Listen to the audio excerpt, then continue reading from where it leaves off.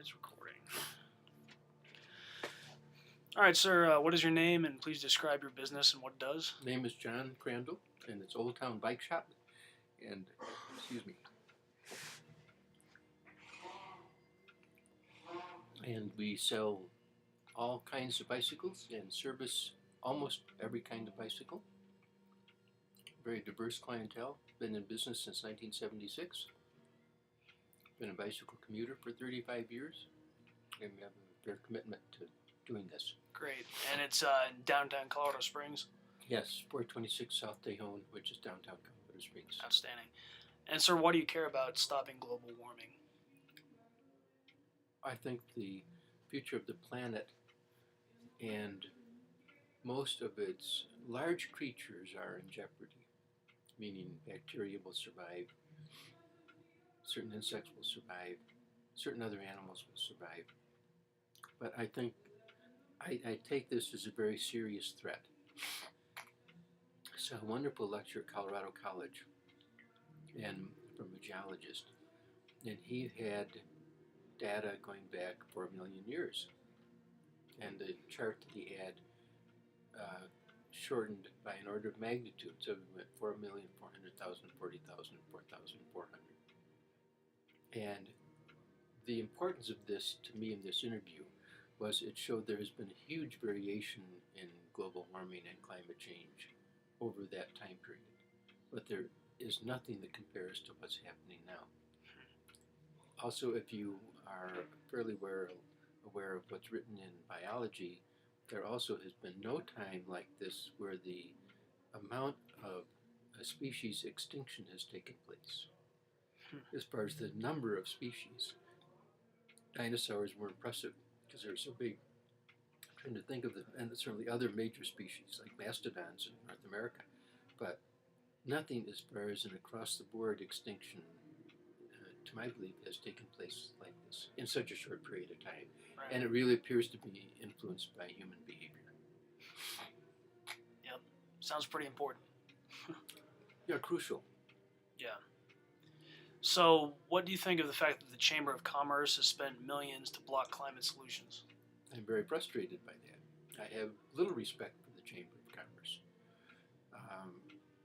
I've been asked to join both the local and the national at times. And the national in particular has been, to me, a mouthpiece for big business, not for small business. And I will add in this, the National Federation of Independent Business, which is supposed to represent small business, is only a little better, and certainly has never represented my views as a small businessman. The National Chamber in particular has nothing in common philosophically that I can think of with my business and with most small business in this country. Diametrically opposed, not even Really? close. Not even close. Yeah. So the fact that they've spent all this money and that they are economically and physically opposed to trying to find solutions for climate change is very upsetting to me. Well, you're not alone. I think it's Apple, Levi's, Johnson & Johnson, Microsoft, Nike, some of the biggest, General Electric, biggest corporations in the world have voiced the same opinion on climate change, at least. So yes, it's refreshing finally to see that. It's good to see. I don't know if this is usable for our talk, but also some years ago, we have a sustainable business network in town. Mm-hmm. And one of the speakers, the first speaker was Ray Anderson, the CEO of Interface Carbon Company. He was a remarkable man and a passionate environmentalist. Not too long after that was Jeffrey Hollander, who's the CEO of Seventh Generation. And Jeffrey threw us a curve. He said, who do you think one of our biggest allies is in working on climate change? And about 50 of us in the room, and we're struggling. We don't come up with anything good. He said, it's the insurance industry. And of course, our eyes are all big. And then he points out Swiss Re. And I didn't even understand reinsurance, but there are a handful of huge reinsurance companies that insure big insurance companies. Wow. And even at this time, which is now 5 or 6 years ago, Swiss Re was asking the insurance companies that they were dealing with to ask the corporations that they were dealing with to have a plan to reduce carbon dioxide output Wow. and deal with climate change. And if they didn't work on that, Swiss Re was not going to insure the major insurance companies. Wow. It was a stunner for me. I had no idea Yeah. that was lurking. Since then, periodically, I've read more about it. That's very interesting. And of course, I'm not, insurance companies aren't my favorite group of companies, but they usually do know data. Right. And I respect their ability to analyze that. Yeah.